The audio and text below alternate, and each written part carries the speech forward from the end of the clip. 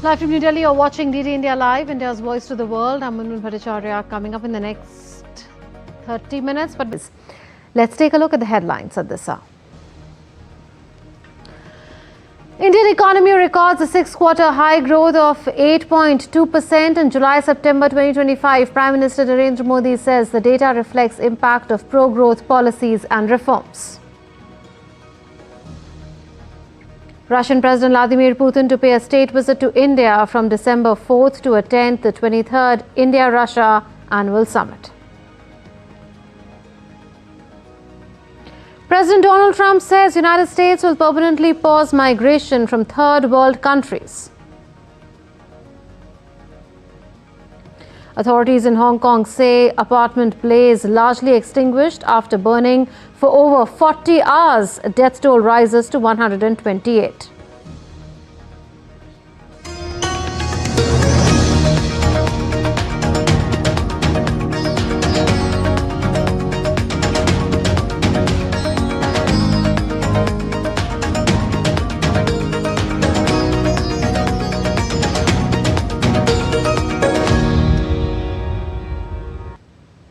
The Indian economy's growth rate made a record in the second quarter of the ongoing financial year. The economy grew at a rate of 8.2% during the July-September quarter.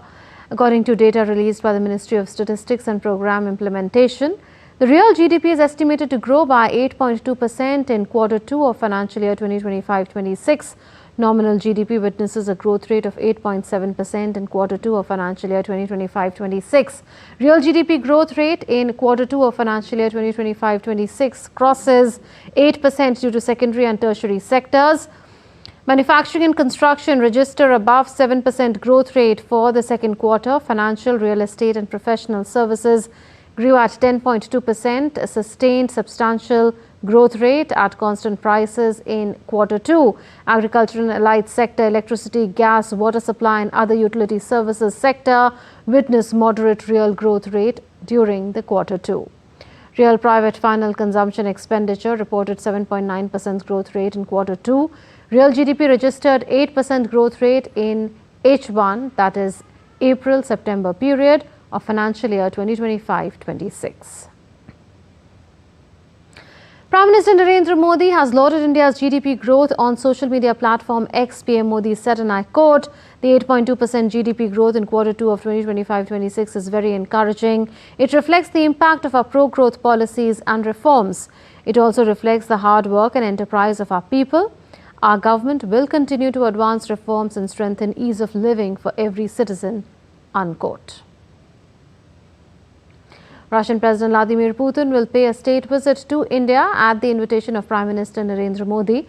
During his two-day visit starting from the 4th of December, the Russian President will attend the 23rd India-Russia Annual Summit. President Putin will hold talks with Prime Minister Narendra Modi. President Murmu will also receive her Russian counterpart and host a banquet in his honor. The forthcoming state visit will provide an opportunity for the leadership of India and Russia to review progress in bilateral relations, set the vision for strengthening special and privileged strategic partnership, and exchange views on regional and global issues of mutual interest.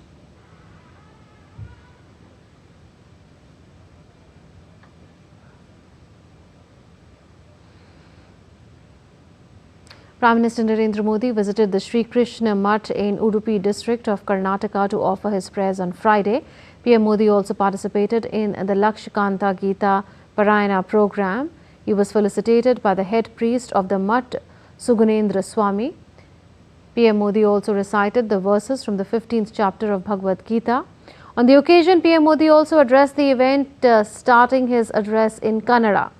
He said that it is a moment of great satisfaction to visit this holy land, and the honor he has been accorded with has added to his responsibilities. PM also inaugurated Suvarna Tirtha Mantapa located in front of the Krishna Sanctum and dedicated the Kanaka Kavach for the sacred Kanakana Kindi.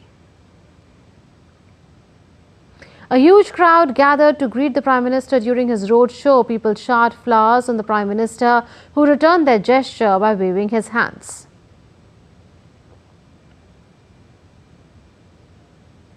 On to international news, the US President Donald Trump said his administration will work to permanently pause migration from what he termed third world countries to allow the US system to fully recover.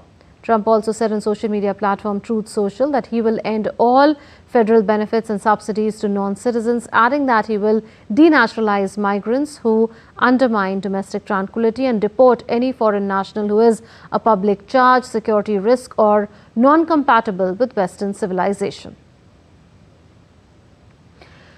Trump has ordered a widespread review of asylum cases approved under former President Joe Biden's administration and green cards issued to citizens of 19 countries following the death of a National Guard member on Thursday after being shot near the White House.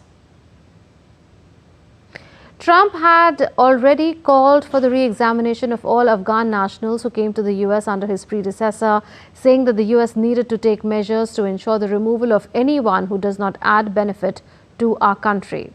According to the memo signed by Ed Lowe, that order would probably apply to about 233,000 refugees who entered between January 20, 2021 and February 20, 2025. The death toll in the deadly apartment fire in Hong Kong rose to 128 on Friday. The firefighting operations were wrapped on a Friday after the blaze in all 7 apartments were extinguished.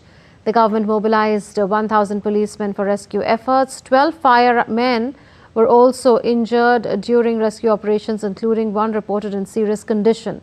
Families could be seen scrambling to identify their loved ones in the hospitals as over 200 are still missing in the aftermath. Investigations showed that the fire alarms in the affected buildings were not operating properly. Authorities are investigating the cause of the deadly fire as arrests are being made on the basis of findings during the investigation. Updates on the Russia-Ukraine conflict now. Russian President Vladimir Putin has shown optimism to the outline draft peace proposals discussed by the United States and Ukraine could become the basis of future agreements to end the conflict in Ukraine, but that, if not, Russia would fight on. US President Donald Trump has long said he wants to end the conflict in Ukraine, but his efforts so far, including a summit with President Vladimir Putin in Alaska in August, have not brought peace. Speaking in Bishkek after a summit with the leaders of a grouping of former Soviet republics, Putin said that the discussions so far were not about a draft agreement of any kind, but about sets of issues. He said that in Geneva, the US and Ukraine had decided to divide up the 28 points into 4 separate components and that a copy had been transmitted to Moscow. Putin said that some things still needed to be discussed. If Europe wanted a pledge not to attack it, then Russia was willing to give such a formal pledge. Russian forces control more than 19% of Ukraine. He noted that it should cease the fighting but needed Kyiv's forces to pull back before it could do so. Putin said that he considered the Ukrainian leadership to be illegitimate and so it was legally impossible to sign a deal with Kyiv.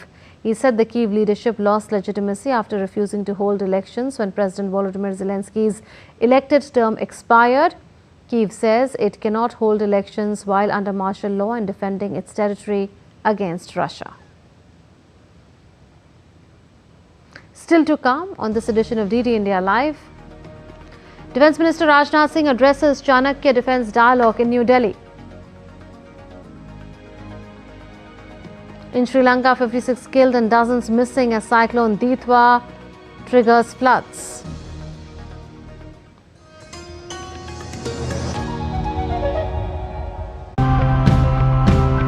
For the longest time, we treated the Earth's resources as endless. But now the real challenge is to rethink how we use what we already have, because how we manage the environment's resources will dictate our chances of survival. He applied finely crushed basalt rock on 2 of his 4 fields and says the difference is clear to see. It's like a window of opportunity. For every hour we are working with this project. The pumped groundwater is first filtered. Then it goes into a tank and is filtered again. After that, it is collected in this tank where people can access it. We have been making handicrafts from banana plants for quite some time now. Currently, we produce around 30 products.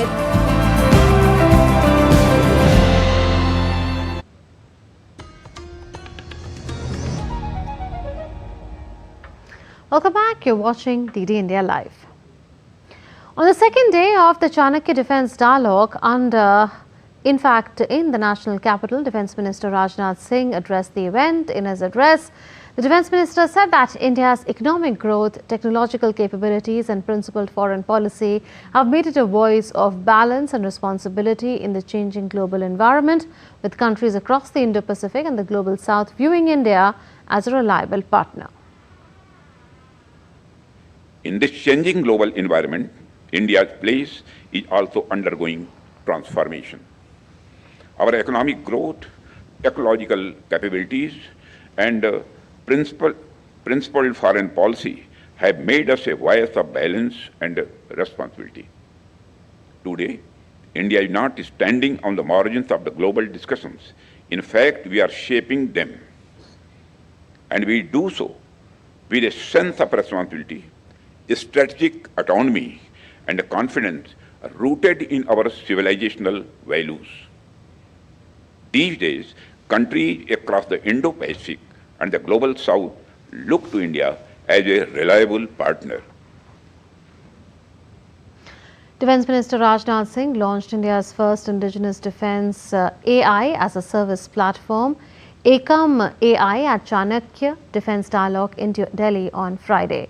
The main highlight of this project lies in its ability to provide complete control over data security, tailored solutions to military terminology, operational doctrines and specific data sets. This platform has been developed by a startup for the Indian Army. DD India correspondent Vishal Baristo caught up with the young technocrats. 2025 is a year of reforms, and I have with me a startup company that has come up with a unique solution. The Defence Minister has unveiled their AI, which is called Akam AI. And what is so special about it? Let's talk to Ushpinder first. Ushpinder, when we talk about the LLMs, for the benefit of our viewers, please explain LLM and how will it benefit Indian Army? There was a challenge that was opened up by the Ministry of Defence under IDEX to create AI as a service. We participated in that, and we were the ones who won this competition as part of Ministry of Defence. The objective is, how do you create large language models, small language models for the Indian Army, trained on Indian Army data on an air gap system, right, where a Jawan sitting across the country who may want to need some help can run a simple query and get a response which is purely built, trained on the Army data. I just want to introduce Tarang, who's also a project lead for this, and she'll help you with more details. So to say that how will it help the Indian Army is its decision making, its operational information flow will really be enhanced by the Akam AI that we are bringing in, that Neuralink has brought in the ecosystem of the Indian Army. And furthermore, the automated workflows. So it goes down from every Jawan to the topmost hierarchy, that it will be useful at every level in the Indian Army. Now, when we talk about the LLMs, ChatGPT is quite popular. So how is your Akam AI different from ChatGPT? What we are building is, we are building a model right from the scratch, which will be trained on the Indian Army data. So to say, to put it as an example, whatever you ask from that model which we are creating, that's going to answer from the knowledge which pertains to the Indian Army itself. So there will be no external knowledge that will be keep shoving from the model and towards the user, especially the Army.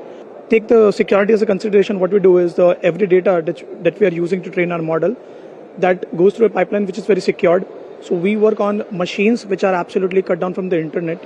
So there will be no access to the internet. So no data can just go to the internet, because we understand how critical the Army data can be. So there's an absolute process and SOP which we follow to maintain the criticality of the model, and that model will only answer related to the questions about the Indian Army. The other model is, we are giving a marketplace for a bunch of applications where we are helping the Indian Army in day-to-day tasks, such as creating PPT, creating documents, creating SOC for an Indian Army. So the task which would usually take 1 to 2 hours or 2 or 3 guys to complete, now using our models, they can just do it with a couple of minutes and with a couple of clicks. So there you heard these young minds. They are all with new solutions. AI is the mantra, and we are looking forward towards the year of reforms, and more such inventions and innovations are expected. With cameraman Vimlesh in Delhi, this is Vishal Baristo for DD India. Weather updates now. Cyclone Dwa continues to hammer Sri Lanka with relentless rain, landslides and rising floodwaters, pushing the death toll to 56 with 21 people still missing. Heavy rainfall continues to disrupt transport with major roads in Colombo flooded and sections of the Southern Expressway restricted. Multiple flights including Sri Lankan Airlines services have been diverted to Trivandrum, Cochin and Matala due to poor visibility. President Anura Kumara Dissanayake has directed officials to carry out rescue and relief work without delay, releasing 1.2 billion Sri Lankan rupees in immediate funding and setting aside 30 billion Sri Lankan rupees under the 2025 budget for emergency response. A new circular has been issued to bypass administrative delays, while a dedicated coordination unit and 10 emergency hotlines have been activated at the Defence Headquarters. Prime Minister Narendra Modi expressed solidarity with Sri Lanka today as the island faces widespread destruction from Cyclone Dwa. In a message on social media, PM Modi conveyed his thoughts and prayers for all those affected and pledged India's support for ongoing rescue and relief operations. PM Modi said India has urgently dispatched relief materials and vital humanitarian assistance and disaster relief support under Operation Sagar Bandhu. He further added, guided by India's neighbourhood first policy and Vision Mahasakar, India continues to stand firmly with Sri Lanka in its hour of need. The gesture follows urgent pleas for international assistance by Sri Lankan authorities who are dealing with a mounting death toll of 56, tens of thousands displaced or affected, and heavy flooding that has crippled infrastructure across many districts. In response, the Indian government, through its naval asset INS Vikrant, which is currently docked at Colombo port, has already deployed helicopters and provided essential relief materials and rescue equipment to aid humanitarian efforts. The city and coastal Tamil Nadu are on high alert as Cyclone Dwa, which rapidly intensified over the Bay of Bengal near Sri Lanka on Thursday, barrels towards the north Tamil Nadu coast. The India Met Department has escalated warnings to red alert for Delta districts including Thanjavur, Tiruvarur, Nagapattinam and Mayiladuthurai on November 28 and 29, signalling potential flash floods and disruptions.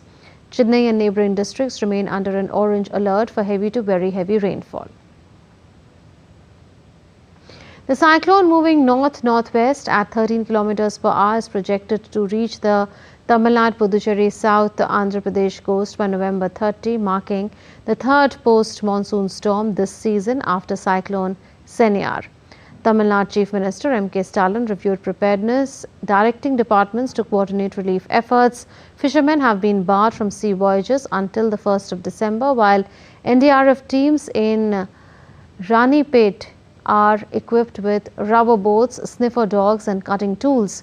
Schools and colleges in red alert zones may shut with holiday declarations likely. NDRF have been on high alert as Cyclone Dwa in anticipation of the northeast monsoon and the impending impact of Cyclone Dwa. The National Disaster Response Force, or NDRF, in Arakonam has ramped up its preparedness with extensive precautionary measures. 10 specialized teams encompassing 30 personnel each are on standby, ready to respond swiftly in case of emergencies. On Friday, India's Ministry of Defence signed letters of offer and acceptance with the United States government for a 5-year sustainment support package for the Indian Navy's MH-60R multi-role helicopters. Valued at approximately 7,995 crore rupees, the agreement was concluded under the U.S. Foreign Military Sales Program in the presence of Defence Secretary Rajesh Kumar Singh in New Delhi. The package includes spares, support, equipment, training, technical assistance, component repair and replenishment, and new in-country repair and maintenance facilities aimed at boosting self-reliance and reducing dependence on the United States. President Draupadi Murmu inaugurated Brahma Kumari's annual event for 2025-26 themed Meditation for World Unity and Trust in Lucknow on Friday. Governor of Uttar Pradesh Anandiben Patel and Chief Minister Yogi Adityanath attended the event as chief guests. The dignitaries also planted a Parijat sapling in the premises of the centre. Later in the day, President Murmu also attended the valedictory session of the Diamond Jubilee celebrations of Bharat Scouts and Guides in the city. The closing ceremony is being held in Lucknow after a gap of more than 6 decades. In sports news, Portugal edged its name into the history books after defeating Austria 1-0 in the final to win its maiden FIFA Under-17 World Cup title in Qatar. Anicio Cabral, who narrowly stayed onside, scored the only goal of the match in the 32nd minute after a precise cutback from Duarte Cunha. Remarkably, Portugal had not qualified for the previous 9 editions of the tournament since 2003. On their return, they overcame Belgium, Mexico, Switzerland and Brazil in the knockout stages to reach the final. Portugal's golden run in Under-17 football continues with the World Cup triumph following their Under-17 European Championship victory earlier this summer, completing a remarkable double.